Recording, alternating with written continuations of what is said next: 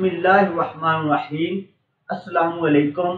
मैं एडवोकेट मोहम्मद हमजा शहीन अपने YouTube channel legal strategy में खुश आमदीद कहता हूँ। इस चैनल के थ्रू हम तमाम लीगल लॉ मैटर्स को अनलॉक करते हैं। आज हमने जो टॉपिक अपने नाजरीन के लिए चूज किया है वो रोज़मर्रा ज़िंदगी में बहुत अहम है।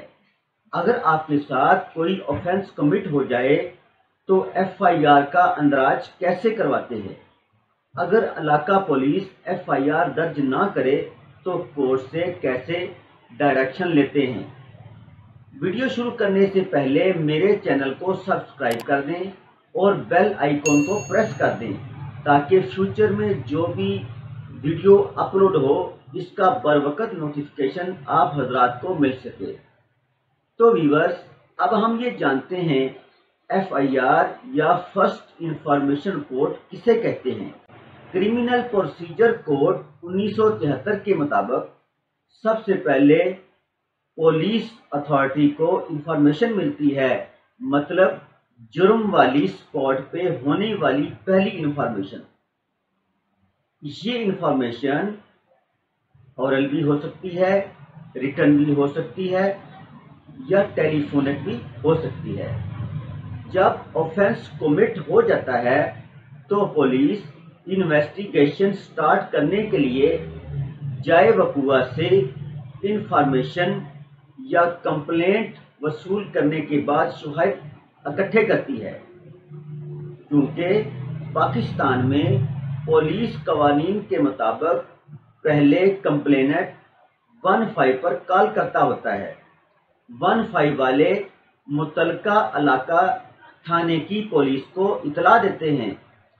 जिस थाने की हदूद में क्राइम कमिट हुआ होता है पुलिस मौका पर जाकर ऑफेंस का मौका देखती होती है और अहले इलाका से इन्वेस्टिगेशन करने के बाद कंप्लेनेंट को थाना में एप्लीकेशन सबमिट करवाने का कहा जाता है। आप तमाम वकुआ को एक कागज पर कलम बंद करके एप्लीकेशन की सूरत में और 2 गवाहन के नाम इंदराज करके जिन्होंने मौका बचशम देखा होता है थाना में एप्लीकेशन को ऑनलाइन करवा देते हैं और आपको ऑनलाइन एप्लीकेशन का नंबर और तफ्तीशी का नाम और नंबर मिल जाता है।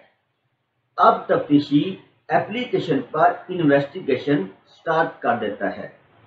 तो व्यूअर्स, अब हम ये जानते हैं ऑफेंस या जुर्म कितने किस्म के होते हैं। नंबर 1, कग्निजेबल ऑफेंस, काबिले दस्त अंदाजी जुर्म। दूसरा है नॉन कग्निजेबल ऑफेंस, नाकाबिले दस्त अंदाजी जुर्म। एप्लीकेशन जमा करवाने के बाद पुलिस कग्निजेबल ऑफेंस में अगर कोई जख्मी हुआ है तो मेडिकल करवाती है और मेडिकल सर्टिफिकेट हासिल करके फाइल के साथ पुलिस लगवाती है। CRPC सेक्शन 154 के तहत FIR काटकर इन्वेस्टिगेशन स्टार्ट कर देती है। यहाँ तक तो पुलिस कोऑपरेट करती है, लेकिन अब पुलिस FIR रजिस्टर्ड बालकात नहीं करती क्योंकि पुलिस या तो मुल्ज़मान पार्टी से साज़बाज़ कर लेती है या उस थाने का SHO अपनी ECR बनाने के चक्कर में होता है कि इसका डिपार्टमेंट में ये समझा जाए कि इसके चिनौर में ना ज़्यादा FIR हुई हैं और ना जुर्म हुए हैं। इसलिए वो मुद्दई पार्टी को थाने के गिर्द गोल गोल चक्कर लगवाने शुरू कर देता है। अब इस सूरत हाल में मुद्दई क्या करे। मुद्दई पुलिस के सीनियर अफसरान CPO या सुपरिटेंडेंट ऑफ पुलिस को तमाम रिटन हकायक साथ लगाकर एप्लीकेशन दे ताकि FIR रजिस्टर्ड हो और इन्वेस्टिगेशन स्टार्ट हो सके। लेकिन यहाँ भी अगर सुनवाई नहीं होती तब आपके पास कोर्ट का फोरम होता है। तब आप जस्टिस ऑफ पीस या सेशन जज के कोर्ट में CRPC सेक्शन 22A 22B کے تحت اپنے فوجداری وکیل کی وساطت سے اندراج مقدمہ پیٹیشن فائل کریں۔ پیٹیشن کے ساتھ سابقہ تمام ڈاکومنٹ لگائیں۔ سیشن جج آپ کے پراسیکیوٹر کے تمام ٹھوس دلائل سننے کے بعد، میڈیکل دیکھنے کے بعد پولیس سے جواب طلب کرتا ہے کہ قابل دست اندازی جرم تو ہوا ہے، لیکن ابھی تک FIR درج نہیں ہوئی۔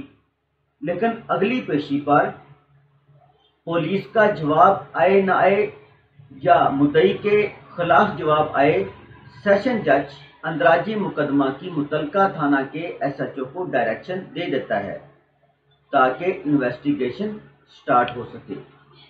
لیکن SHO صاحب تب بھی FIR نہیں رجسٹر کرتا۔ تب آپ اپنے وکیل کی وساطت سے کمپلائنس پیٹیشن فائل کریں، یعنی توہین عدالت پیٹیشن اسی کورٹ میں جہاں سے پہلے اندراج مقدمہ کی ڈائریکشن لی تھی۔ اس پیٹیشن میں SHO کو سیشن جج طلب کرے گا اور اندراج مقدمہ کا آرڈر دے گا اور عمل درآمد کروانے کا حکم دے گا۔ اگر اب بھی SHO FIR درج نہیں کرتا، تب آپ ہائی کورٹ میں ریٹ پیٹیشن اندراج مقدمہ دائر کریں گے۔ ہائی کورٹ میں جسٹس آف پیس آپ کے پراسیکیوٹر کے تمام دلائل سننے کے بعد اگر FIR درج کرنے کے آرڈر SHO کو دیتا ہے تو اب کی بار آپ کی FIR بھی درج ہو جائے گی۔ پولیس آپ کے ساتھ جگہ جگہ پہ تعاون کرتی ہوئی نظر آئے گی۔ تو ویورز، FIR تو اب درج ہوگی، اب ہم نے تھوڑے سے پریکاشن بھی لینے ہیں۔ اپنے تمام ویورز کو ریکویسٹ کرتا ہوں کہ آپ کی FIR اصل ہونی چاہیے، گواہان بھی اصل ہونے چاہیے جنہوں نے وقوع بچشم دیکھا ہو، اور FIR کو شارٹ لکھوائیں اور پرانی دشمنی نکالنے کے لیے زیادہ لوگوں کو FIR میں نہ لکھیں، ورنہ آپ کی FIR کمزور سے کمزور تر ہوتی جائے گی اور انویسٹیگیشن بھی کہیں اور چلی جائے گی۔ پروسیس کو فالو کرتے رہیں، تھوڑی سی مشکلات تو آئیں گی لیکن کام آپ کا ہو جائے گا۔ جب ملزم کو اریسٹ کروائیں تو ملزم کی تھانے میں موجودگی کی کوئی پک وغیرہ بھی بنا لیں۔ جب تک ملزم جوڈیشیل نہ ہو جائے تھانے میں آنا جانا رکھیں۔ اگر آپ کا ملزم تھانے میں نہ ہو تو فوراً سیشن کورٹ کا بیلف حاصل کریں۔ سو فرینڈز، آج ہم نے FIR پر ڈیٹیل میں بات کر لی ہے۔ میں امید کرتا ہوں آج کی کاوش میرے ناظرین کو بہت ہی زیادہ پسند آئی ہوگی۔ اس لیکچر کو اپنے دوستوں کے ساتھ زیادہ سے زیادہ شیئر کریں اور لائک کریں اور کمنٹ سیکشن میں جا کر اپنے رائے کا اظہار بھی کریں۔ Thanks for watching. اللہ حافظ۔